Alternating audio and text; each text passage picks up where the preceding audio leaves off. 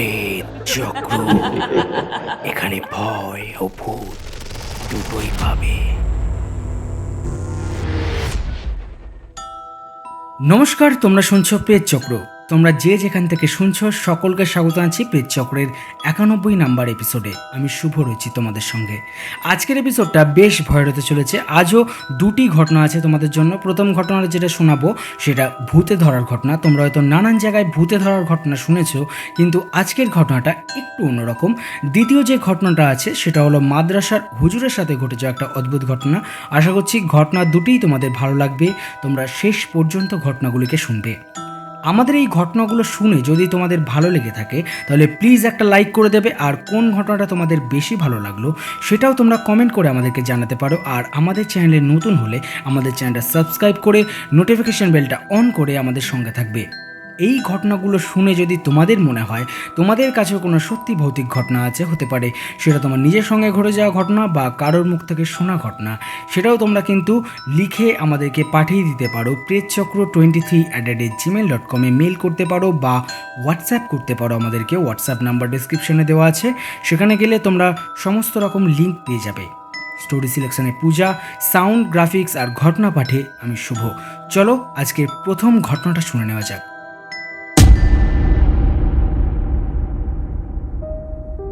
প্রেত চক্রের সকল বন্ধুদের আমার নমস্কার। শুভ, তুমি কেমন আছো? আশা করছি ভালো আছো। তোমার গলা সত্যি ভৌতিক ঘটনাগুলো শুনতে বেশ ভালো লাগে। তোমার এই ঘটনাগুলো যেহেতু অনেক মানুষ শোনে, তাই আমিও ভাবলাম সবার সাথে একটা ঘটনা শেয়ার করব। ঘটনাটা আমার ননদের সঙ্গে ঘটে গেছে, তাই আমি নিজের নাম ও ননদের নাম আর শ্বশুরবাড়ির ঠিকানা গোপন করছি। প্রথমেই বলে রাখি, আমার শ্বশুর শাশুড়ি কেউই বেঁচে নেই। অনেক বছর হয়ে গেছে তারা গত হয়েছেন। আমাদের যে বাড়িটা ছিল ওই বাড়ির ছাদটা ছিল অ্যালবেস্টারের।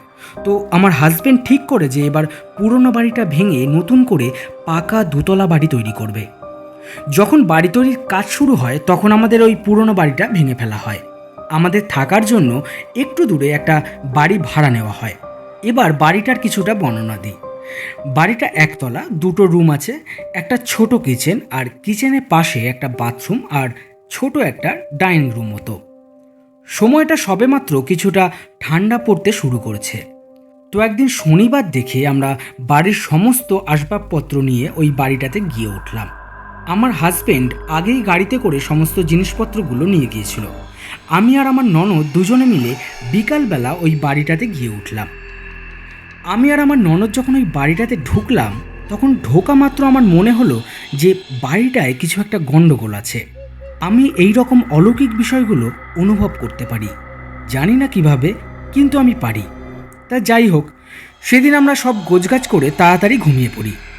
কয়েকদিন বেশ ভালোই কাটে, কিন্তু সব সময় আমার মনে হতো যে কেউ যেন আমার উপরে নজর রাখছে। মনে হতো একটা কালো ছায়া আমার দিকে তেড়ে আসছে। মাঝে মাঝে একটা কালো ছায়াকে আমার সামনে দাঁড়িয়ে থাকতে দেখতাম, কিন্তু আমি হ্যালুসিনেশন ভেবে উড়িয়ে দিতাম। বলে নাকি যাদের রাশি হালকা তারা নাকি ভুতুড়ে বা অলৌকিক জিনিসগুলো বেশি ফিল করতে পারে। আমার ননদের রাশি হলো তুলা রাশি, তাই ও আমার থেকেও এইসব জিনিসগুলো বেশি ফিল করত। আমার ননদ আমাকে বলতো, জানো বৌদি, যেদিন আমরা ওই প্রথম বাড়িটাতে আসি ওই দিন একটা কালো ছায়াকে দাঁড়িয়ে থাকতে দেখেছিলাম। তারপর থেকে প্রায় দিনই ওই কালো ছায়াটাকে দেখতে পাই। মাঝে মাঝে মনে হয় ওই কালো ছায়াটা আমার দিকেই তাকিয়ে হাসছে। আমি ওর সব কথাগুলো মন দিয়ে শুনি, কিন্তু আমিও যে ওই ছায়াটাকে দেখতে পাচ্ছি সেটা আর ওকে বললাম না। ওর বয়স কম, যদি ভয় পায় সেই কারণে গোপন করলাম। আমি আরও বললাম, ধুর, তুমি ভুলভাল দেখছো, নতুন বাড়ি তাই হয়তো এমন লাগছে। এর 1-2 দিন পর হঠাৎ করে আমার হাজব্যান্ডকে একটা কাজের সূত্রে অন্য একটা স্টেটে চলে যেতে হয়। সেখান থেকে ফিরতে ফিরতে তার 2-1 সপ্তাহ সময় লাগবে। তাই ওই বাড়িটাতে এখন আমি আর আমার ননদ দুজনে মিলে থাকব। আমাদের যে বাড়িটা তার থেকে কিছু দূরে অন্যান্য প্রতিবেশীদের বাড়ি আছে। ভাবলাম কোনো দরকার হলে তাদেরকে ডাকতে পারবো। মূলত আমার হাজব্যান্ড যখন কাজের সূত্রে অন্য স্টেটে চলে যায়, এরপর থেকে আসল ঘটনার সূত্রপাত।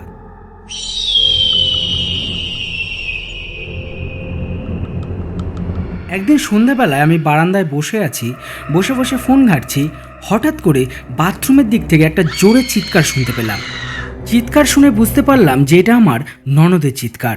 আমি দৌড়ে বাথরুমের দিকে গেলাম, গিয়ে দেখলাম ও বাথরুমে অজ্ঞান হয়ে পড়ে আছে। তারপর ওর চোখে মুখে জল দিই। কিছুক্ষণ পর ওর জ্ঞান ফিরে আসলে আমি ওকে ধরে ধরে ঘরে নিয়ে গিয়ে বসালাম। ওকে জিজ্ঞাসা করলাম, কি হয়েছিল, তুমি এমন চিৎকার করে অজ্ঞান হয়ে গেলে কেন? কিন্তু ও আমার কোনো প্রশ্নের উত্তরই দিল না, চুপচাপ বসে আছে। আমি ওর চোখের দিকে তাকালাম, দেখলাম চোখটা বেশ লাল হয়ে আছে আর মনে হচ্ছে ও খুব ভয় পেয়েছে। ও শুধু বলল, ওই কালো ছায়াটা আমি দেখেছি, আমাকে ধরতে আসছিল। এই কথাগুলো বলে আবার চুপ হয়ে যায়। এরপর থেকে ওর চালচলনের মধ্যে কিছুটা পরিবর্তন লক্ষ্য করলাম। যেমন আমার সঙ্গে প্রায় কথাই বলতো না, কথা বলা প্রায় বন্ধ, কোনো প্রশ্ন করলে উত্তর দিত না, সব সময় চুপচাপ থাকতো। এইভাবে প্রায় 4-5 দিন কেটে গেল। একদিন রাতের বেলায় আমি ডাইনিং রুমে বসে আমার হাজব্যান্ডের সঙ্গে ফোনে গল্প করছি। রাত তখন প্রায় 12টা কি 12:30 হবে। হঠাৎ করে আমার মনে হলো আমার ননদের রুমটা যেই দিকে, ওই দিক থেকে একটা শব্দ আসতে শুরু করলো, অনেকটা গোঙানির মতন আওয়াজ। আমি কথা বলা বন্ধ করে আমার ননদের রুমের দিকে এগিয়ে গেলাম। গিয়ে দেখলাম আমার ননদ একটা বালিশ তার নিজের মুখের ওপরে চাপা দিয়ে নিজে হাতে চেপে ধরে আছে। তার নিঃশ্বাস নিতে কষ্ট হচ্ছে। আমি দৌড়ে গিয়ে ওই বালিশটা ওর মুখের ওপর থেকে সরিয়ে দিলাম। দেখলাম ও ফ্যাল ফ্যাল করে তাকিয়ে আছে ওই ঘরের সিলিংয়ের দিকে। চোখগুলো জবা ফুলের মতন লাল হয়ে আছে, চোখের পলক পড়ছে না। আমি গায়ে হাত দিয়ে ডাকছি কিন্তু কোনো রেসপন্স পাচ্ছি না। সেদিন আমি ওকে বেশি আর না ঘাঁটিয়ে ওর ঘরের লাইটটা অফ করে দিয়ে আমার নিজের রুমে এসে শুয়ে পড়লাম।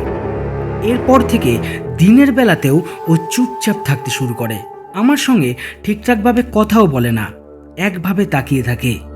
এর ঠিক পরের দিন রাতের ঘটনা। আমি নিজের ঘরে শুয়ে আছি, হঠাৎ করে আমার মনে হলো রান্নাঘরের দিকে কিছু একটা পড়ে যাওয়ার খুব জোরে শব্দ শুনতে পেলাম। আমার ঘুমটা তখনই ভেঙে গেল। আমি উঠে প্রথমেই রান্নাঘরের দিকে না গিয়ে আমার ননদের রুমের দিকে এগিয়ে যাই, কারণ আগের দিন যেহেতু ওর সঙ্গে একটা দুর্ঘটনা ঘটে যাচ্ছিল, সেই কারণে আমি ওর রুমের দিকে এগিয়ে যাই। আমার ননদের রুমে ঢুকে আমি যেটা দেখলাম সেটা ভাবলে এখন আমার ভয় লাগে। আমার ননদ তার পরনের পোশাক খুলে ছেলেদের মতন করে খাটের উপরে একটা পা ভাঁজ করে বসে আছে।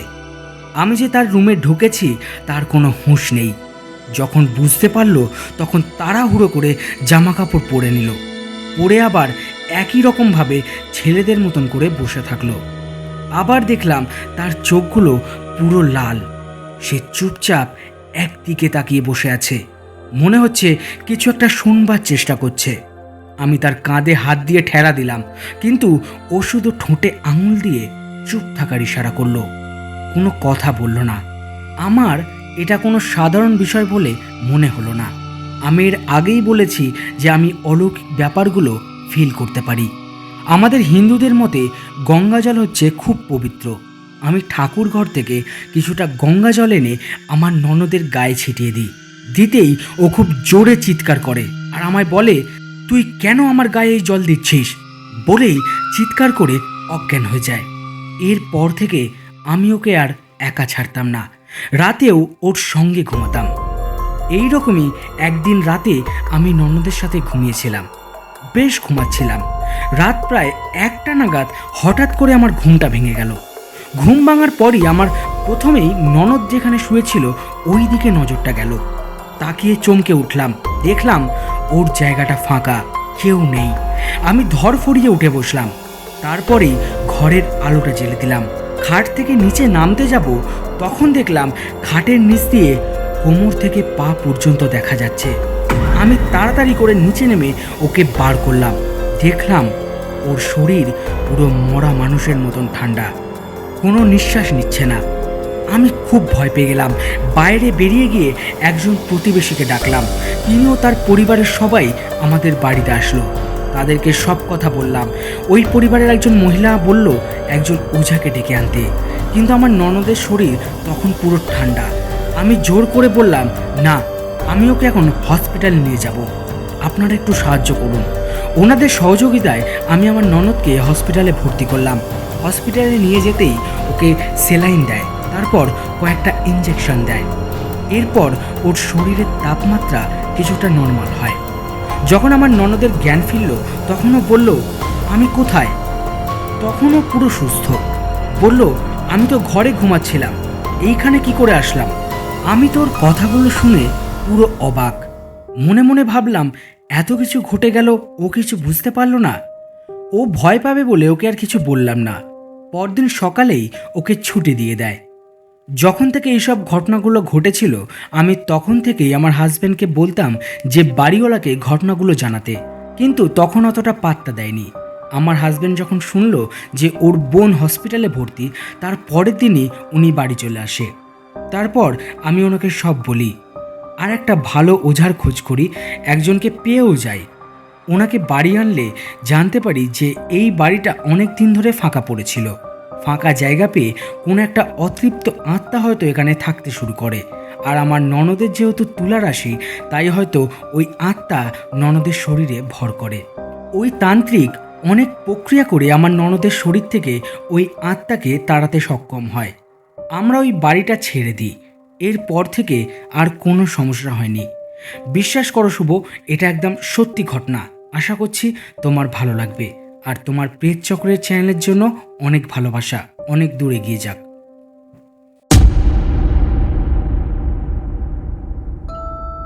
দারুণ। আজকে প্রথমেই কিন্তু আমরা একটা দুর্দান্ত ঘটনা শুনে নিলাম।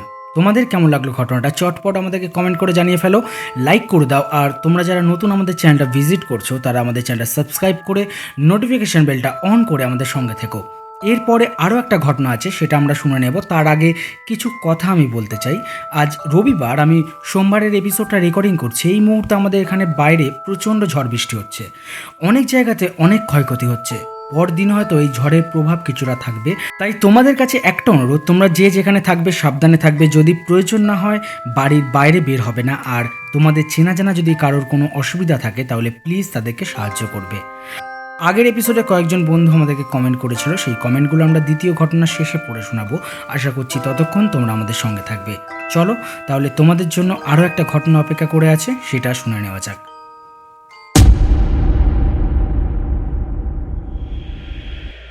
আসসালামু আলাইকুম ভাই, আমার নাম মফিজুল। আমি এর আগেও তোমাকে একটা ঘটনা লিখে পাঠিয়েছিলাম। তুমি সেই ঘটনাটা তোমার একটি এপিসোডে পড়ে শুনিয়েছিলে।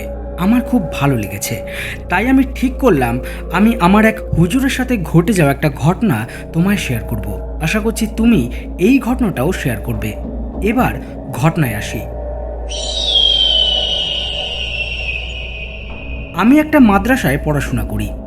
একদিন আমার হুজুরের সাথে কথা বলতে বলতে তিনি তার সাথে ঘটে যাওয়া একটা অদ্ভুত ঘটনা আমাদের সঙ্গে শেয়ার করে। ঘটনাটা অনেক বছর আগে ঘটে গিয়েছিল। হুজুরের বয়স তখন অনেক কম। তিনিও মাদ্রাসায় পড়াশোনা করতেন। মাদ্রাসা ছুটি থাকায় তিনি বাড়ি যাবে বলে রওনা দেয়। তো বেড়াতে বেড়াতে প্রায় সন্ধ্যে 7টা, 7:30 বেজে যায়। তিনি যেখানে পড়াশোনা করতো সেখান থেকে ওনার বাড়ি যেতে প্রায় ঘন্টাখানেক সময় লাগতো। বাসে করে বাড়ি ফিরতে হতো। তো উনি একটা ফাঁকা জায়গায় বাস ধরবে বলে দাঁড়িয়ে আছে। কিছুক্ষণ পরেই দেখতে পায় যে দূর থেকে একটা বাস তার দিকেই এগিয়ে আসছে। উনি বাসে উঠবে বলে রেডি হচ্ছে, এমন সময় একটা বেশ পৌর ব্যক্তি তার দিকে এগিয়ে আসে এবং তাকে অনুরোধ করে যে এই বাসটাতে না যাবার জন্য। কিন্তু হুজুর তখন মনে মনে ভাবতে থাকে যে এই বাসটাতে যদি আমি না যেতে পারি, তাহলে বাড়ি যেতে অনেক দেরি হয়ে যাবে। হুজুর ওই ব্যক্তির কথা না শুনে ওই বাসটা ধরবে বলে এগিয়ে যায়। ততক্ষণে ওই বাসটা তার কাছে চলে এসছে। যখন ওই বাসের দিকে এগিয়ে যাবে, ঠিক তখনই ওই পৌর ব্যক্তিটা হুজুরকে ডেকে সজোরে একটা থাপ্পড় মারে। হুজুর তখন খুব রেগে গিয়ে তার সঙ্গে তর্ক বিতর্কে জড়িয়ে পড়ে। কিছুক্ষণ তর্ক করার পর ওই ব্যক্তিকে দেখে হুজুরের মনে হয় লোকটা একটু পাগলাটে গোছের। এইরকমই কথা বলতে বলতে বাসটা ততক্ষণে ছেড়ে চলে গিয়েছে। লোকটাও হুজুরের কাছ থেকে একটু দূরে গিয়ে বসে আছে। তার কিছুক্ষণ পরেই আরও একটা বাস আসতে দেখতে পায়। তখন সেই পৌর ব্যক্তিটা দূর থেকে হুজুরকে বলতে থাকে, এই বাসটাতে যা যা যা। এই বলে ওই পৌর ব্যক্তিটা হাসতে থাকে। হুজুর অত কিছু মাথায় না নিয়ে বাসটাতে উঠে পড়ে এবং বাসটা ছেড়ে দেয়। বাসটা কিছুটা রাস্তা যাওয়ার পর হঠাৎ করে দাঁড়িয়ে পড়ে। বাসের জানলা দিয়ে দেখতে পায় কিছু দূরে একটা বাস দাঁড়িয়ে আছে এবং সেই বাসটাকে ঘিরে অনেক লোকজন দাঁড়িয়ে আছে। ওই বাসের সব যাত্রীরা ততক্ষণে বাস থেকে নেমে পড়েছে। হুজুর কিছুটা এগিয়ে গিয়ে যেটা দেখলো সেটা দেখে হুজুরের গা শিউরে উঠল। দেখলো এর আগের যে বাসটাতে হুজুর উঠতে পারেনি ওই বাসটা অ্যাক্সিডেন্ট করেছে, ড্রাইভার স্পট ডেড এবং যাত্রীদের মধ্যেও অনেকে মারা গেছে এবং অনেকে আহত। এটা দেখে প্রথমেই হুজুর ওই পাগল লোকটার কথা মনে পড়ল। তারপর হুজুর আল্লাহর কাছে শুকরিয়া আদায় করে। হুজুর বলল, হয়তো ওই লোকটা আমাকে বাঁচানোর জন্য আমাকে ওই বাসটাতে উঠতে দেয়নি, হয়তো আল্লাহ আমাকে বাঁচাবার জন্য ওই লোকটাকে পাঠিয়েছিল। ঘটনাটা তোমার কেমন লাগলো? আশা করছি ভালো লাগবে। একটু ছোট হয়ে গেল, আরও কিছু ঘটনা আছে, সেই ঘটনাগুলো আমি একে একে তোমায় লিখে পাঠাবো। তোমার জন্য অনেক ভালোবাসা, বাংলাদেশ থেকে।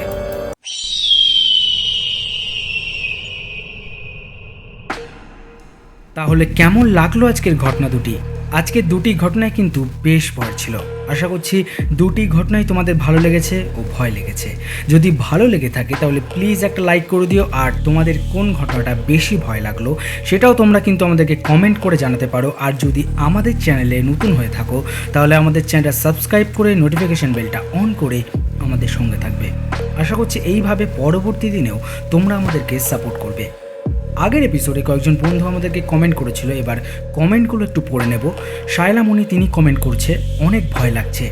এমডি মঞ্জু তিনি কমেন্ট করেছে, খুব ভালো লাগছে ভাই, আমরা গাজীপুরের ছেলে, ঢাকা বাংলাদেশ থেকে। এরপর কমেন্ট করেছে জয়া বণিক, তারপর কমেন্ট করেছে শুভ দাস, দুটি ঘটনাই ভয়ের ছিল। এরপর কমেন্ট করেছে সুদেশনা সিনহা রায়, তিনি লিখছে দুটি ঘটনাই ভালো লাগলো। তারপর কমেন্ট করেছে এমডি রাজন, অনেক সুন্দর হয়েছে ভিডিওটা। এরপর কমেন্ট করেছে মালবিকা দে, খুব ভালো লাগলো। তারপর আকাশ মণ্ডল কমেন্ট করেছে, দাদা গল্পটা অনেক ভয়ের ছিল, প্রেত চক্র আরও দূরে এগিয়ে যাক। ধন্যবাদ সকলকে আমাদেরকে এইভাবে সাপোর্ট করবার জন্য, কমেন্ট করে তোমাদের মূল্যবান মতামত আমাদেরকে জানাবার জন্য। আর এই ঘটনাগুলো শুনে যদি তোমাদের মনে হয় তোমাদের কাছেও কোনো সত্যি ভৌতিক ঘটনা আছে, হতে পারে সেটা তোমার নিজের সঙ্গে ঘটে যাওয়া ঘটনা বা কারোর মুখ থেকে শোনা ঘটনা, সেই ঘটনাগুলো কিন্তু তোমরা খুব সহজে লিখে আমাদেরকে পাঠিয়ে দিতে পারো। pretchchakro23@gmail.com মেল করতে পারো বা হোয়াটসঅ্যাপ করতে পারো আমাদেরকে। হোয়াটসঅ্যাপ নাম্বার ডেসক্রিপশন বক্সে দেওয়া আছে, সেখানে গেলে তোমরা সমস্ত লিঙ্ক পেয়ে যাবে। তোমরা যদি এইভাবেই আমাদেরকে সাপোর্ট করতে থাকো আমরা খুব তাড়াতাড়ি আমাদের লক্ষ্যে পৌঁছে যাবো। আর মনে রাখবে, প্রেতচক্র কোনো কাল্পনিক বা অলৌকিক ঘটনাকে সমর্থন করে না। প্রেতচক্রের কাজ শুধুই তোমাদের মনোরঞ্জন করা। তাই আশা করব তোমরা খোলা মনে আমাদের এই ঘটনাগুলো শুনবে, আমাদেরকে সাপোর্ট করবে। আজকের এপিসোড এইখানেই শেষ করছি। দেখা হচ্ছে পরবর্তী নতুন একটি এপিসোডে বৃহস্পতিবার নতুন কিছু ঘটনার সাথে। ততক্ষণ সবাই ভালো থেকো, সুস্থ থেকো আর প্রেতচক্রের ঘটনাগুলো শুনতে থেকো। নমস্কার।